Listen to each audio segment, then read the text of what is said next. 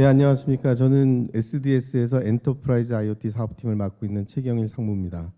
오늘 이렇게 모시고 저희 브라이틱스 IoT에 대해서 발표할 수 있게 돼서 되게 기쁩니다. 먼저 시작하기 전에 잠깐 말씀드리면 앞서서 이제 AI 블록체인에 대해서 많이 이제 들으셨을 텐데요. 디지털 트랜스포메이션은 이제 그런 AI나 블록체인이나 데이터 분석이나 이런 다양한 혁신 기술을 바탕으로 이루어지게 됩니다. 이런 이제 그 혁신 기술을 활용해서 데이터 기반의 디지털 트랜스포메이션이 완성되어 가는데요. 이번 세션에서 제가 소개해드릴 기술은 현실 세계에서 데이터를 뽑아내는 기술 IoT입니다. 사물 인터넷이라고 부르죠. 디지털 트랜스포메이션의 시작에 관한 것인데요. 여기 보시면 중간에 이제 브라이틱스 IoT라고 써 있습니다. 이거는 이제 저희가 만든 SDS 고유의 IoT 플랫폼을 지칭하고요. 현실 세계와 디지털 세계를 연결시켜주는 다리라고 생각하시면 되겠습니다. 오늘 그 아젠다는 저희가 이제 SDS가 IoT 사업을 하면서 IoT 시장 변화에 대해서 느끼고 있는 점에 대해서 먼저 간단히 짚어보고, 그다음에 저희 SDS의 주요 IoT 혁신 사례를 소개해드리고 비전에 대해서 공유드리도록 하겠습니다. IoT 기술은 2010년 초반부터 계속 이제 주목받기 시작을 했습니다. 그래서 매년 여러 기관에서 이제 혁신 기술로 선정이 되고 또 급격한 확산과 거대한 시장 규모를 형성할 것이라는 기대를 받아왔습니다. 최근 자료에도 우리가 2020년대에는 IoT에 연결되는 커넥티드 디바이스 수가 수백억 개에 이를 것이라는 전망도 계속 나오고 있고, 그리고 이미 올해 시장 규모가 거의 1000조에 달한다는 전망도 이렇게 보고되고 있습니다. 근데 실제로 우리가 이제 시장에 대해서 느끼고 있는 상황은 사실은 올해 아니면 내년 정도부터 이제 티핑 포인트를 지나서 폭발적인 성장을 하게 될 것이다라고 느끼고 있습니다. 그 이유는 실제로 IoT 사업을 했던 수많은 사업자들이 아직 그렇게 크게 수익을 내고 있는 사업자들이 없었고요. 대부분 그동안의 IoT 프로젝트나 사례들이 POC에 그치고 있었던 이유이기도 합니다. 이제 그 올해를 지나서면서 이제 이런 POC 단계가 지나서 본격적인 상용화에 들어설 것으로 기대하고 있습니다. 지금까지는 그 IoT가 이제 POC에 머물렀다고 말씀을 드렸는데요. 특히 이제 기존에 인터넷에 연결되지 않았던 디바이스를 연결하는 것이나 아니면 그것을 통해서 모니터링하거나 알람을 받는 수준에 이제 머물러 있었습니다. 그래서 IoT 도입을 고려하는 사용자 입장에서는 ROI에 대한 확신을 할 수 없었죠. 그러니까 혁신성이 아직은 이제 확보되지 않았던 상태고요. 하지만 그 IoT를 통해 이제 확보한 데이터를 활용할 수 있는 기술이 급격하게 이제 발전했습니다. 그게 앞에서 들으신 AI이기도 하고, 그 다음에 블록체인이기도 하고, 그 다음에 AR이나 드론 이런 것들이 되겠습니다. 그리고 또 이런 데이터를 아주 안전하고 그리고 빠르게 연결해 줄 수 있는 다양한 네트워크 기술들도 이제 등장을 했습니다. 5G도 그렇고 LPWA도 그렇고 이런 다양한 환경들이 만들어지면서 IoT가 이제 활성화될 수 있는 환경이 조성이 되었다라고 말씀드리겠습니다. 이걸 거꾸로 좀 해석을 해보면 이러한 혁신 기술들은 디지털 트랜스포메이션을 위해 적용하는 데 있어서 IoT가 바로 어떤 핵심 기반 기술이 된다는 것으로 볼 수도 있겠습니다. 저희 SDS는 2012년부터 IoT 기술에 대해서 투자를 해왔습니다. 그리고 IoT에 관련한 다양한 혁신 사례를 확보할 수 있었는데요. 이제 이 뒷장서부터 혁신 사례에 대해서 좀 소개를 드리려고 하는데, 그 사례 이해를 위해서 간략히 IoT 구성에 대해서 말씀드리겠습니다. IoT 시스템은 장표에서 보시다시피 크게 세 부분으로 나눌 수 있습니다. 오른쪽에 보시면은 사물 영역이 있고요. 그다음에 중간에 플랫폼 영역, 그다음에 왼편에 어플리케이션 영역 이렇게 나눌 수 있습니다. 그리고 각 세 영역은 당연히 5G와 같은 이제 네트워크로 연결이 되게 됩니다. 사물 영역은 말 그대로 사물, 그러니까 센서나 폰이나 설비, 드론과 같은 데이터의 소스가 되는 기기들을 의미하고요. 또 이 기기들을 엣지단에서 연결하고 관리하는 디바이스들로 구성이 됩니다. 다음에 플랫폼은 이런 연결된 사물로부터 수집된 데이터를 관리하고 저장하고 또 데이터를 필요로 하는 여러 어플리케이션에 전달을 하고 또 AI나 블록체인과 같은 연계 시스템에 데이터를 제공하는 역할을 하게 됩니다. 그래서 플랫폼이 그 사물 데이터와 어플리케이션을 연결해주는 교환기라고 보시면 되겠습니다. 다음에 어플리케이션 영역은 뭐 제조, 건설, 빌딩과 같이 업종별로 나오는 다양한 니즈를 데이터를 기반으로 해결해주는 영역이 되겠습니다. 밑에 보시면은 이제 SDS는 브라이틱스 IoT라는 고유의 이제 플랫폼을 기반으로 오른편의 사물 영역에 대해서는 서드 파티 벤더 에코를 중심으로 그다음에 또 어플리케이션 영역에 대해서는 저희 SDS가 가지고 있는 뭐 컨설팅 역량이라든지 SI 역량 또 업종별 전문 솔루션 파트너를 통해서 IoT에 관한 토탈 서비스를 제공하고 있습니다. 이제 저희가 실제 수행한 IoT 혁신 사례에 대해서 소개해드리겠습니다. 저희는 그 제조서부터 그리고 장표 보시면은 금융까지 다양한 업종에서 IoT 혁신 사례를 이제 구축하고 있습니다. 실제 IoT를 현장에 적용하는 데 있어서 그 사물이나 플랫폼이나 어플리케이션 영역 관련된 것 외에도 이제 저희가 고려해야 될 상황들이 많이 있습니다. 예를 들면은 어떤 네트워크를 사용할 것인지, 뭐 특히 IoT 디바이스는 저전력을 사용해야 되는데 배터리 문제하고 직결된 문제죠. 그다음에 데이터를 정제하고 관리하는 문제. 예를 들면은 IoT 데이터 중에 정말로 필요한 데이터 외에 이제 가비지 데이터도 많이 있습니다. 그런 것들을 어떻게 처리할지. 그다음에 또 표준화되지 않은 다양한 형태의 데이터로부터 어떻게 정합성을 확보할 건지 이런 문제들도 있습니다. 그리고 이제 그 IoT에서 많이 이제 그 우려가 되고 있는 보안 문제도 있죠.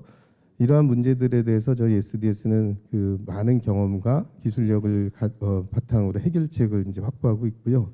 그래서 기업이나 공공기관이 디지털 트랜스포메이션을 시작하는데 필요한 모든 것을 이제 제공해 드릴 수 있습니다. 제조부터 말씀드리겠습니다. 제조는 사실 IoT가 가장 활발하게 적용되고 있는 분야 업종입니다. 그래서 뭐 기존에 이미 이제 중요 설비에 대해서는 뭐 센서를 설치하고 그 센서로부터 이제 그 설비의 상태를 모니터링하고 그다음에 정비 계획을 세우는 일들이 보편화되어 있기도 합니다. 최근에는 이제 주요 설비가 아니라 공정이나 환경 안전에 관련된 부대 설비에 대해서 IoT 적용 니즈가 이제 늘어나고 있죠. 그래서 이런 IoT를 적용하면서 또 선행되어야 하는 일들인데 그게 이제 다양한 종류의 설비를 연결하기 위한 뭐 그 연결 표준을 확보한다든지 또 디바이스 종류가 늘어나니까 기기 관리에 대한 또 체계를 수립한다든지 또 이거 IoT를 적용하게 되면 현장 업무 자체가 또 바뀌게 돼 있습니다. 그래서 현장 업무를 수행하는데 지켜야 될 정책을 만든다든지 이런 고려해야 될 상황들이 많이 있는데 이런 준비 단계부터 저희가 이제 지원을 하고 있습니다. 그 제조 현장에서 이제 IoT를 도입하는 목적이 다양하게 있습니다. 그 중에 이제 대표적으로 제가 설명드리고자 하는 것은 주요 설비 또는 자산에 대한 관리, 그다음 미세 공정 관리를 통한 수율 향상, 그다음에 환경 안전 이슈에 대한 예방, 뭐 이런 것들이 대표적인 것이라 할 수 있겠습니다. 저희는 그 제조 현장에서 나오는 다양한 IoT 유즈 케이스를 쉽고 빠르게 적용하고 확산할 수 있도록 IoT 표준 플랫폼을 제공합니다. 이게 이제 브라이틱스 IoT가 되겠는데요. 그리고 이 브라이틱스 IoT를 통해서 이미 검증을 마친 다양한 센서나 IoT 디바이스에 대해서도 공급하고 있습니다. IoT 플랫폼을 도입하는 이점에 대해서 좀 말씀을 드리고 싶은데요. 일단 현업에서 나오는 다양한 IoT 과제를 플랫폼 베이스로 구현하게 되면 그 과제별로 디바이스를 연결한다든지 데이터 보안 문제를 어떻게 해결할 건지 아니면 SCM, ERP 같은 레거시 시스템과 어떻게 연동할 건지 이런 반복되는 문제들에 대해서 한 번에 해결할 수 있고요. 그다음에 제조상 그 나타나는 데이터에 대한 거버넌스도 확보할 수 있습니다. 그래서 저희 이제 제조 그 삼성의 관계사에서는 SDS의 브라이틱스 IoT를 표준 IoT 플랫폼으로 선정을 하고 이를 기반으로 다양한 IoT 과제를 발굴하고 또 확산해 나가고 있습니다. 오른편의 설비 자산 관리에 대해서 잠깐 말씀드리면 원격 모니터링 시스템을 적용해서 예방 점검에 대한 공수를 50% 이상 절감하고 있고요. 또 중간에 공정 개선 관리에 대해서는 IoT 기반의 전동 공구를 적용해서 작업 효율이 10% 이상 향상되는 효과를 기대하고 있습니다.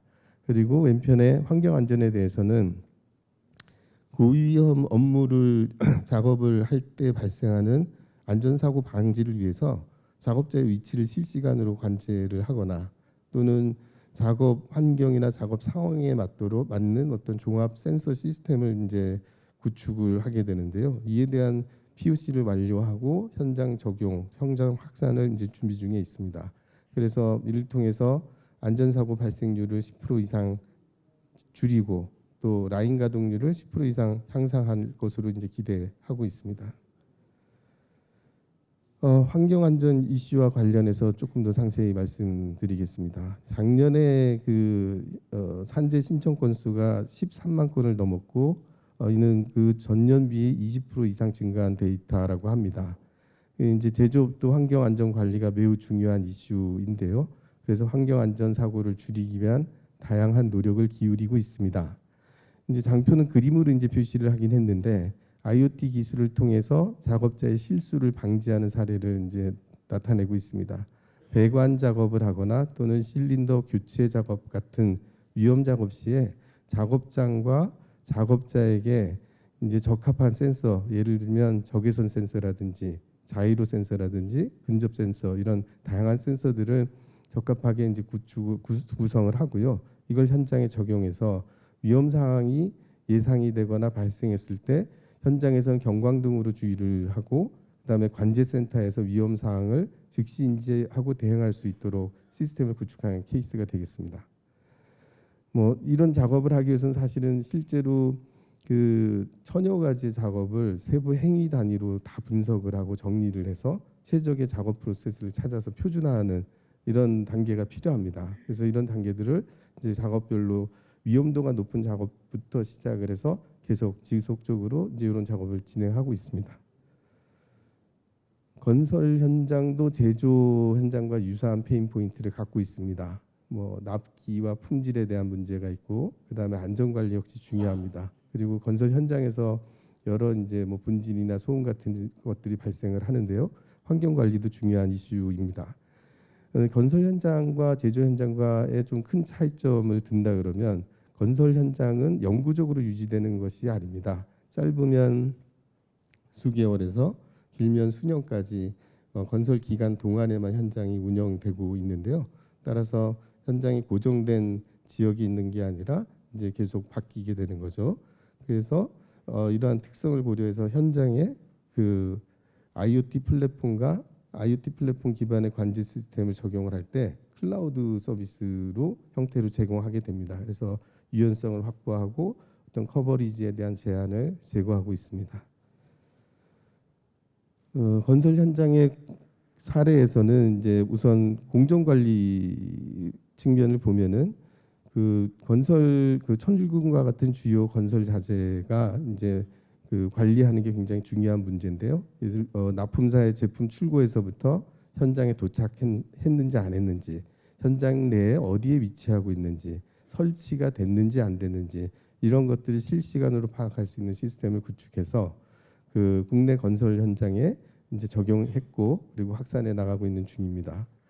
그 다음에 그 안전 관련해서는 그 크레인 사고에 대해서 많이 이제 뉴스에 나오고 있는데 최근 5년간 크레인 사고로 153명이 사망했다고 합니다. 그만큼 건설 현장에서 크레인과 관련한 안전 관리가 굉장히 중요한 과제입니다. 지금까지는 실제 크레인의 어떤 상태 정보를 알 수 있는 사람은 캐빈에 들어간 운전자밖에 없었습니다. 그래서 운전자에 따라서는 적정 하중이 있는데 그거보다 더 무거운 자재를 들어 올리는 경우도 있는데 그런 부분에 대해서 그 지상에 있는 관리자나 그 관제센터에서 알 수 있는 방법이 없었습니다. 이 문제를 해결하기 위해서 저희가 크레인의 상태 정보를 지상의 관리자 관제센터에 실시간으로 전달을 하고 위험 상황에 대해서는 알람을 받을 수 있는 시스템을 저희 브라이틱스 IoT 기반으로 구현하였고요. 현장 적용하였습니다. 이제 크레인에 관한 한 이전보다는 훨씬 더 안심할 수 있는 시스템을 갖추게 되었고요. 이 해당 시스템을 도입한 건설사는 지난해 관련된 정부 기관에 주관하는 그 환경안전상을 이제 수상한 바가 있습니다. 그다음에 또 건설 현장에 민감한 현안 중 하나가 이제 소음과 분진, 먼지로 인한 민원 발생입니다. 기존에는 이제 민원이 들어와도 소음이나 먼지가 기준을 넘었는지에 대해 데이터로 설명할 방법이 없었습니다. 이제는 그 건설 현장에 소음 분진 센서를 저희가 설치를 하고 이 관련 데이터를 실시간으로 측정을 해서 기준을 넘어서기 전에 적절한 조치를 취할 수 있도록 해주었고요. 또 민원이 발생했을 경우에도 객관적인 데이터를 가지고 소명할 수 있게 되었습니다. 다음은 빌딩입니다. 건물이 완공된 후에도 이제 운영 관리에 대한 그 니즈는 계속 있죠. 그래서 빌딩 내 주요 설비, 예를 들면 공조라든지 전력이라든지 조명 이런 부분에 대한 운영 효율화 니즈, 그다음에 또 에너지 사용량 절감에 대한 니즈, 또 빌딩에 입주해 있는 거주자나 방문객을 위한 환경 개선에 대한 니즈 이런 것들이 있습니다. SDS는 사실은 지난 그 IBS 사업을 30년 넘게 이제 해왔습니다. 그래서 그 IBS 그 역량과 IoT를 접목해서 빌딩 운영과 빌딩 내 환경 개선에 대한 다양한 혁신 사례를 만들어가고 있습니다. 먼저 왼편에 보시면 오피스 빌딩의 입주사에게 최적의 업무 환경을 제공하기 위해서 공조, 조명, 전력과 같은 빌딩 설비 제어 기능하고 그다음에 영상회의 메시징과 같은 온라인 협업 솔루션, 그다음에 제실 감지 센서와 같은 지능형 공간 솔루션을 결합해서 통합 오퍼링을 저희가 구성을 했습니다. 그래서 이 통합 오퍼링을 가지고 이제 저희가 그 여러 그 레퍼런스를 지금 추진 중에 있고, 그리고 이런 통합 오퍼링에 대해서 저희는 그 커넥티드 퓨처 워크스페이스라고 이제 명명하였습니다. 다음에 이제 저희가 IBS 사업을 해오면서 그 빌딩 에너지 매니지먼트 시스템을 이제 자체 확보하고 있는데요. 이것을 브라이틱스 IoT와 연동을 해서 빌딩 내 모든 그 에너지 사용원에 대한 그 에너지 관리가 가능하도록 하였습니다. 그리고 여기에 아까 AI 때 설명을 드린 SDS 분석 솔루션인 브라이틱스 AI를 적용해서 에너지 소비 패턴 분석이라든지 사용량 예측 등과 같은 지능형 기능을 강화하고 있습니다. 또 저희가 그 기존에는 공조, 전력, 주차, 보안 등 여러 설비들이 빌딩 안에서 개별 시스템으로 관리되고 있었습니다. 이거를 브라이틱스 IoT 기반으로 통합을 해서 통합 관제할 수 있도록 업그레이드 하였고요. 최근에는 이제 통신 사업자와 협업을 해서 5G 빌딩에 대한 오퍼링을 준비 중에 있습니다. 다음은 이제 최근에 그 중앙정부하고 지자체에서 아주 그 적극적으로 추진하고 있는 스마트시티 관련된 내용입니다. SDS는 예전에 이제 유비쿼터 시티에 대해서 굉장히 적극적으로 추진을 했었는데요. 그때하고 지금의 스마트시티는 좀 차이가 있습니다. UCT는 이제 주로 신도시에 대해서 인프라부터 이제 구축하는 그런 형태였다면, 지금 이제 그 추진되는 여러 스마트 시티들은 기존 도시, 구도시를 대상으로 하고 있고요. 그다음에 관주도보다는 민관이 협력해서 이제 같이 준비를 한다는 점. 그다음에 관제 중심이 아니라 사업 모델을 수반하는 데이터 서비스 중심이라는 점, 이런 것들이 좀 다르다고 할 수 있겠습니다. 그래서 그 지금의 스마트 시티는 데이터 확보가 중요하고 데이터 분석을 통한 융합 서비스 개발하는 것이 중요하고, 그다음 민간이 같이 이제 참여하는 데이터 중심의 생태계 조성이 굉장히 중요한 주제라고 할 수 있겠습니다. 그래서 저희 SDS는 역시 브라이틱스 IoT를 기반으로 해서 데이터 수집과 분석에 대한 어떤 기반 기술을 이제 스마트 시티에 적용할 수 있는 준비를 하고 있습니다. 지난주에 저희가 그 스마트 국토교통부에서 추진하고 있는 2019년 스마트시티 챌린지 사업에 수원시와 함께 이제 저희가 들어갔었는데요. 이제 최종 6개 사업자에 이제 선정이 돼서 준비를 하고 있습니다. 그 수원시의 그 스마트시티 챌린지 사업의 컨소시엄은 거의 10여 개의 기관이 이제 같이 참여하는 그런 사업이 되겠고요. 그것과 같이 저희는 스마트시티 관련해서는 저희 SDS가 독자적으로 한다기보다는 다양한 기업이나 기관과 역할을 나눠서 그 스마트시티에 대한 구상을 해나가고 있습니다. 특히 이제 저희 SDS는 브라이틱스 IoT와 같은 데이터 관련 플랫폼 제공하는 것을 이제 중심으로 하고 있고, 그 외에도 스마트 가로등이나 지능형 CCTV 화재 감시, 공기질 측정과 같은 이제 환경 관련 분야에서 전문 솔루션 파트너사와 함께 참여를 준비하고 있습니다. 다음은 제가 오늘 소개시켜드리는 마지막 혁신 사례인데요. 팜을 좀 뽑았습니다. 앞서 말씀드린 제조나 건설이나 빌딩이나 시티는 이미 IT 기술 접목이 상당히 많이 진전된 분야죠. 그래서 IoT 기술을 통해서 디지털 트랜스포메이션을 어떻게 보면 완성하는 단계에 있는 업종이라고 말씀드릴 수 있겠는데요. 팜은 이제 IoT를 활용해서 디지털 트랜스포메이션을 시작하는 단계에 있다고 하겠습니다. 특히 이제 작물의 생육 상태를 알 수 있는 데이터를 실시간으로 얻어내는 것이 스마트팜 성공의 핵심 열쇠라고 생각이 됩니다. 우리가 그런 데이터를 확보했다라고 가정을 하면 작물 재배에 대한 최적의 레시피를 이제 데이터 분석과 AI로 만들어낼 수 있고요. 그리고 기존의 스마트 팩토리나 빌딩에 적용된 자동 제어 기술을 적용해서 최적 환경을 유지할 수 있는 이제 기술적 준비가 되어 있는 거죠. 장표를 보시면은 농업의 디지털 트랜스포메이션은 생육 데이터를 확보하는 디지타이제이션 단계하고, 그다음에 그 재배 시설 자동화에 해당하는 오토메이션, 그다음에 데이터 기반으로 비즈니스 트랜스포메이션을 하는 이런 단계로 나눠볼 수 있는데요. 오토메이션과 비즈니스 트랜스포메이션은 이미 타 업종에서 많은 경험이 쌓였다고 하겠습니다. 그래서 디지타이제이션 문제가 해결이 되면 스마트팜이 다른 업종에 비해서는 이제 시작은 좀 뒤졌으나 오히려 훨씬 더 빠르게 성장할 수 있다고 기대하고 있습니다.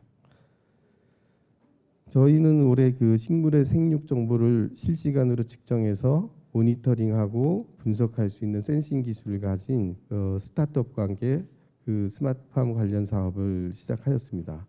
그래서 지자체에서 관리하고 있는 보호수에 대한 원격 모니터링, 그다음에 축구 경기장 상암 월드컵 경기장입니다. 잔디 관리, 그다음에 가로수 관리, 이런 것과 관련된 실증 사업을 진행하고 있고, 국내외에서 다수의 스마트팜 관련 사업을 추진하고 있습니다. SDS는 이런 센싱 기술을 상용화하는 데 필요한 기술을 지원하고 있고요. 또 데이터 서비스를 위한 인프라를 제공하고 있습니다.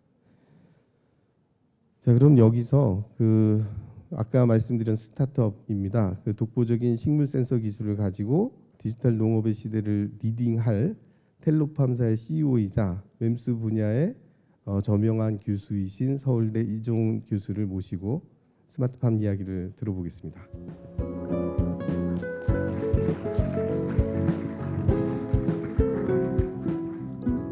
최경일 성무님 좋은 소개 감사드립니다. 저는 텔로팜의 이정훈 대표라고 합니다. 저희는 농업을 다루고 있고요. 우선 시작하기 전에 농업이 뭔지 한번 좀 여쭤보고 싶습니다. 농업의 본질이 뭔지. 근데 제가 보기에 농업의 본질은 데이터 산업입니다. 농업이 인류의 최초의 혁명이 됐을 때부터 데이터 산업이었습니다. 농부들이 하는 일이 뭡니까? 나무가 어떻게 크는지, 그다음에 기상이 어떤지를 수십 년 동안 자기들이 데이터를 몸으로 축적을 해서 그것을 이용해서 식물을 길러내는 게 농업이 되겠습니다. 근데 최근에는 이런 데이터들 갖다가 정량화하고 정밀화하고 네트워크화하고 해서 좀 더 데이터 산업에 가깝게 하는 게 바로 정밀 농업이 되겠습니다.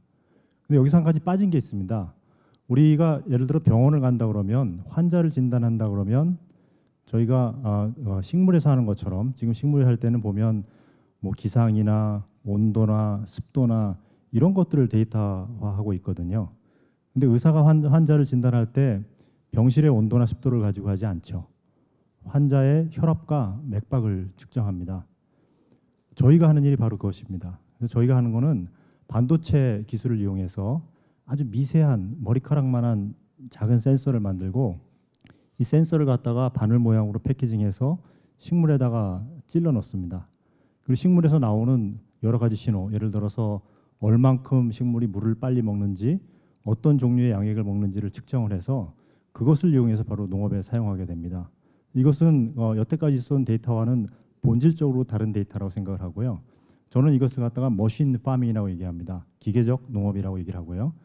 왜 중요하냐면 모두가 농부가 될 수 있습니다.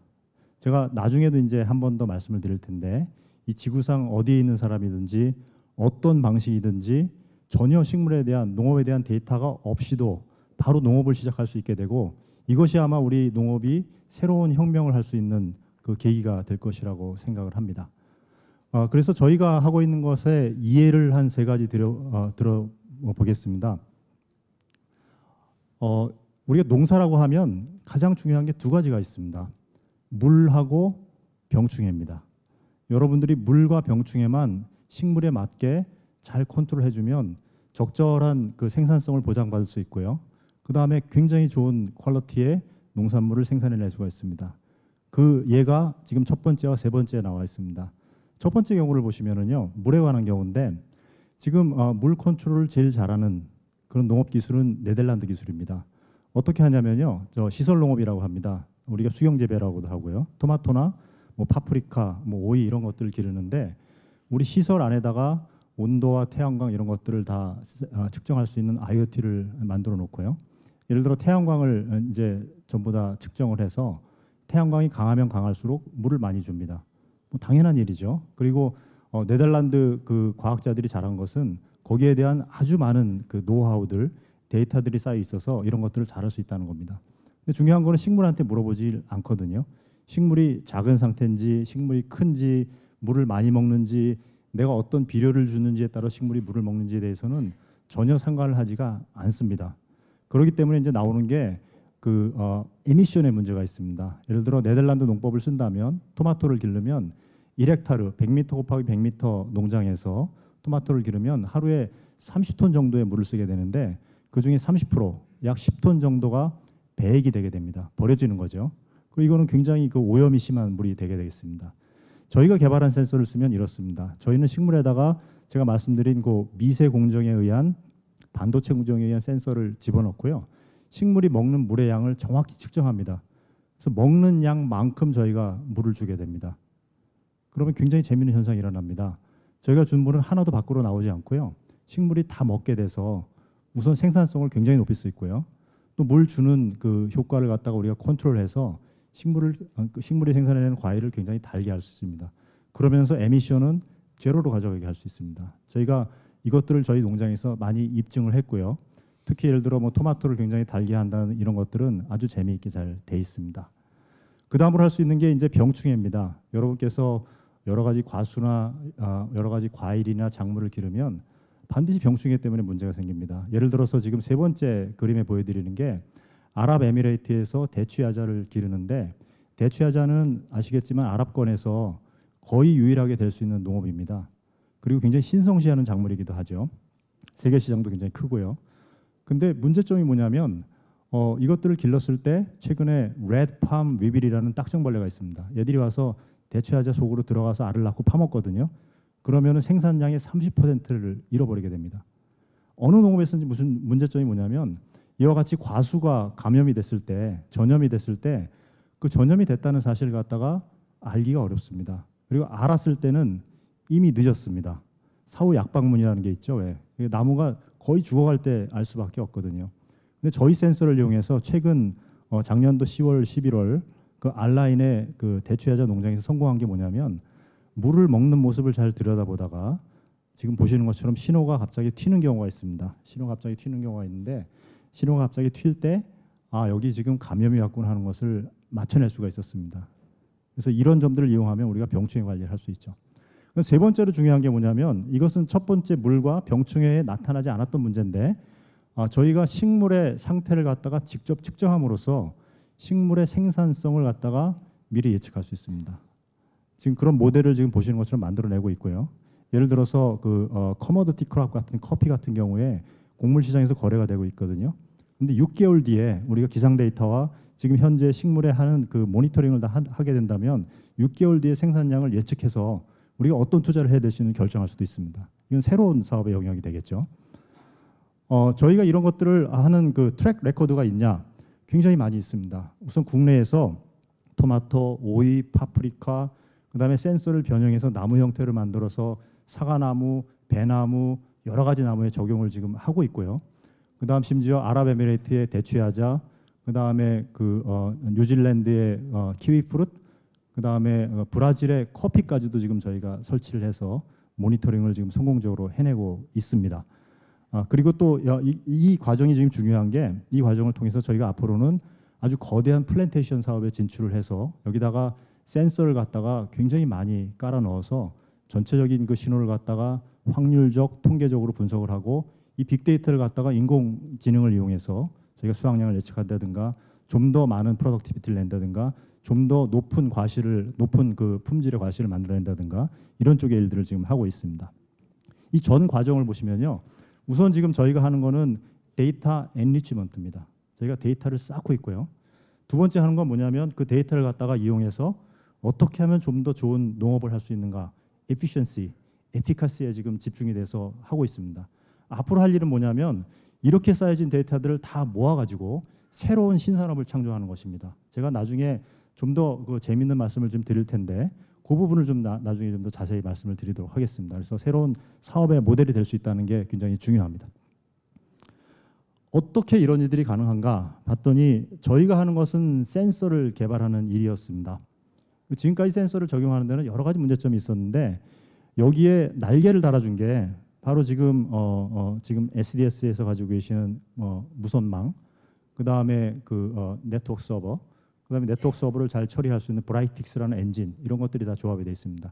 지금 보시는 것처럼 저희 센서 신호가 나오면 그 다음에는 바로 로라 자체 네트워크망으로 태워지고요. 네트워크망에서 얻어진 신호들이 전부 다 그 네트워크 안으로 들어가고 삼성 그 네트워크 서버로 들어가고 거기서 이제 브라이틱스 엔진을 이용해서 여러 가지 판단을 하게 되고 여러 가지 지시를 내리게 되고 이런 일들을 이제 하게 됩니다. 그래서 이 네 가지가 아주 융합적으로 유기적으로 잘 이루어져 있다고 말씀을 드리겠고요. 한 가지 더 재미있는 말씀을 드리면 이런 로라망을 갖다가 확보를 하게 되면 저희가 뜻하지 않았던 장점을 발견했습니다. 예를 들어서 도시에서 지금 서울시 사업을 하는데 보호수 400년 된 나무를 갖다가 우리가 잘 관찰하기 위해서 거기다 무선 센서를 설치를 합니다. 보호수 하나를 위해서죠. 근데 거기 로라가 깔리거든요. 근데 로라 데이터망이 깔리는 순간 그 지역의 3km 반경에 수만 가구의 그 IoT가 우리 손 안으로 들어옵니다. 그리고 IoT 중에는 식물에 관련된 IoT들이 앞으로 생길 거라고 저희들이 계획을 하고 있습니다. 예를 들어 반려식물입니다. 예를 들어 공기정화식물입니다. 그래서 모든 각 가정에서 기르는 식물들, 공기정화식물들의 데이터를 갖다가 우리가 모아서 그것들을 컨트롤하고 제어하고 관리를 해주게 되고 그 과정에서 쌓이는 데이터들은 다시 이 시장으로 이제 피드백 돼가지고 좀 더 높은 효율의 이제 농업을 할 수 있게 그렇게 지금 돼 있습니다. 이 과정을 보면 이렇습니다. 활용 정점이란 말이 있죠. 용을 그리려고 이제 어떤 학자가 이제 예술가가 그려놨는데 눈이 빠져 있어서 현인이 와가지고 눈을 그려놨더니 이게 진짜 살아있는 용이 돼서 하늘로 날아갔다. 근데 저희는 사실 그 반대입니다. 지금 삼성 SD에서 가지고 계신 이런 여러 가지 엔진 데이터 솔루션들은 이미 다른 데서 준비가 돼 있는 거고 어떤 방향성을 가지고 돼 있는 것들이 아니었습니다. 적어도 이 사업에 있어서는. 저희는 저희 센서 기술을 가지고 이런 기술들을 전부 다 나중에 접목하고 붙여가지고 새로운 기술을 만들어서 전 세계 시장 글로벌 진출을 하려고 준비를 하고 있었는데 그 부분이 상당히 어려웠습니다. 예를 들어 저희 기술만 가지고는 데이터 망을 확보하는 게 어렵고요. 그 다음에 데이터를 가지고 보안을 확보하는 게 얼마나 어렵겠습니까? 저희가 그 고난의 길을 가야 되고 그 다음에 또 중요한 게 뭐냐면 이런 것들을 처리하는 엔진 이런 것들도 다 따로 개발을 해야 되고요. 또 더 나아가서 이런 것들을 빨리빨리 상품화 시키려고 그러면 어떻게 해야 되는가? 이런 질문들을 가지고 있었습니다. 전 세계 네트워크는 도대체 우리가 어떻게 접근할 것인가? 마케팅은 어떻게 할 것인가? 여기에 관련된 제너럴한 사업 모델은 우리가 어떻게 만들 것인가? 이런 6가지 영역에 대한 질문들이 있었습니다. HDS가 그 답을 가지고 있었습니다. 보시면은 데이터 수집을 어떻게 하게 되겠냐? 로라망을 쓰면 됩니다. 우리가 데이터 보안을 어떻게 하면 되는가? 지금까지 해왔던 여러 가지 데이터 보안에 관한 기술들이 있습니다. 그리고 우리가 데이터를 갖다가 어떻게 처리하고 어떻게 우리가 매니플레이션 할 것인가? 여기서 이제 빅데이터, 인공지능 이런 플랫폼들이 나옵니다. 저는 이런 것들을 이용해서 굉장히 폭발적인 수요를 창출할 수 있을 거라고 생각을 하고 있습니다. 그 다음에 이런 사업들 갖다가 표준화할 수 있는가? 맞습니다. 여기서 데이터 툴셋이 있어가지고 저희가 그것들을 잘 조합하면 굉장히 빠른 시간 내에 이 사업을 갖다가 런칭하게 이제 만들어낼 수도 있습니다. 그 다음에 네트워킹입니다. 지금 회사에서 가지고 계시는 전 세계 네트워크망을 우리가 이용해서 동남아라든지 러시아, 중국, 미국 뭐 할 거 없이 여러 나라에 접근을 해서 빨리빨리 이제 할 수가 있습니다. 그래서 저희가 말하는 게 쇼미더 네트워크, 네, 쇼미더 머니가 아니라 쇼미더 네트워크입니다. 그래서 그런 쪽으로 지금 계속 준비를 하고 있습니다. 네, 마지막 비전을 간단히 설명하고 마치도록 하겠습니다. 저희 센서 비전이 가는 거에 최종 목표는 10억 개의 센서입니다. 왜 10억 개냐면 인류가 대략 10억의 오더입니다. 앞으로 한 90억 정도의 인류가 될 거라고 생각하는데요. 이게 무슨 얘기를 하는 거냐면 지구상에 있는 모든 사람들이 저희 센서를 최소한 하나씩은 사용하도록 만드는 게 목표입니다. 그리고 이걸 갖다 우리가 뭐라고 부르냐면 지금까지는 인터넷 오브 띵스라고 부르셨죠. 저희는 이걸 갖다가 IOP라고 부르라고 합니다. 인터넷 오브 플랜트, 식물의 인터넷, 사물식물 뭐 이렇게 이야기를 하고 싶습니다. 왜 이게 중요하냐면 컴퓨터의 역사를 한번 보십시오. 컴퓨터가 처음에는 플랫폼 메인프레임 하나로 출발했는데 지금은 어떻습니까? 모든 사람들이 컴퓨터를 가지고 있죠. 그래서 하나가 10억 개가 됐죠. 저희도 그런 지금 비전을 가지고 있고요. 그렇게 되면 이제 할 수 있는 게 제가 감히 도전적인 제안을 하나 드리겠습니다. 지금까지는 저희가 농업을 하고 시설 농업을 하고 그 다음에 해외 빅 플랜테이션을 해서 굉장히 커다란 사업을 일으킬 거라고 이제 준비를 하고 있습니다. 근데 그 넘어 있는 게 뭐냐면 사실 지금의 인류가 하는 농업은 보편적이지 않고 타당적이지도 않습니다. 무슨 얘기냐면 굉장히 환경 파괴적이고요. 예를 들어 한 가지 작물만 기르기 때문에 거기서 오는 여러 가지 문제점들이 있죠. 모노크로핑, 농약을 많이 써야 되고 그 다음에 지구상의 그 생물 다양성을 해치고 제가 제안드리는 건 뭐냐면 앞으로 이 농업을 전부 다 각 개개인이 할 수 있는 농업으로 바꾸자는 겁니다. 근데 거기 문제가 하나 있습니다. 사람들이 농사를 질 줄 알아야 되는데 데이터가 없거든요. 그것을 저희 센서, IOP, 데이터망이 하겠다는 거고 그래서 저는 감히 플랜트 휴먼 인터페이스라고 부르겠습니다. 식물과 사람의 인터페이스를 창조해내는 일을 저희가 도전하겠다고 보겠습니다. 이게 우리나라가 원래 잘하던 일입니다. 지금 보시는 것처럼 강대원 박사님이 계신데 여러분 가지고 계시는 플래시 메모리의 인벤터입니다. 저분이 안타깝게도 91년도에 돌아가시지 않으셨으면 아마 노벨상 받으셨을 거예요. 한국 사람들이 반도체 DNA가 있고요. 농업 DNA가 있습니다. 그래서 우리가 이것들을 이용해서 인류가 앞으로 살아갈 길, 전 세계로 나가고 아니면 우주로 가는 길까지도 개척하겠다고 하는 게 저희가 목표가 되겠습니다. 감사합니다. 최경일 상무님께서 다시 마무리 인사하실 텐데요. 다시 큰 박수로 모시겠습니다.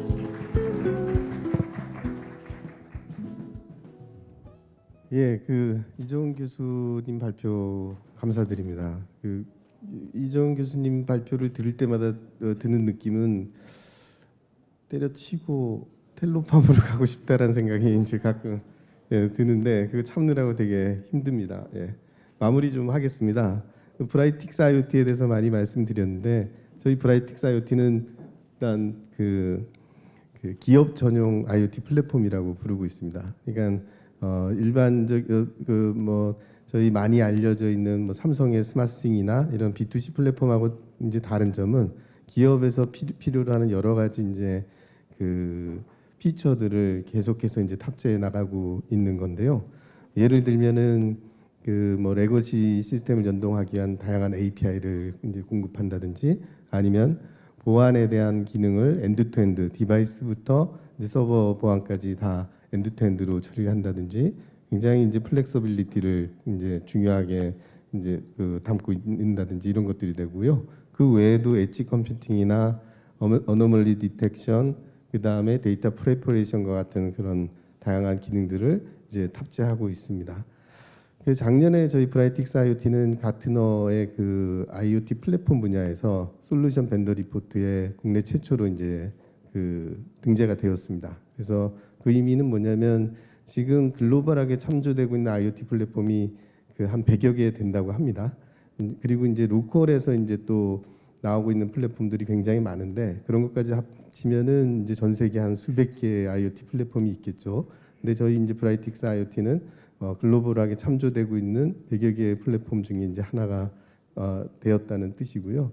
그리고 앞으로 이제 저희 뭐 텔로팜 그다음에 또 저희 많은 이제 업종별 그 파트너들과 함께 계속해서 이제 레퍼런스 확보하고 성공 이제 사업을 만들어 가면서 이제 향후에 수년 후에는 저희가 뭐 10여 개 안에 그러니까 뭐 플랫폼들이 다 살아남지 못하지 않겠습니까? 10여 개 안에 들겠다 그런 이제 목표를 가지고 있습니다.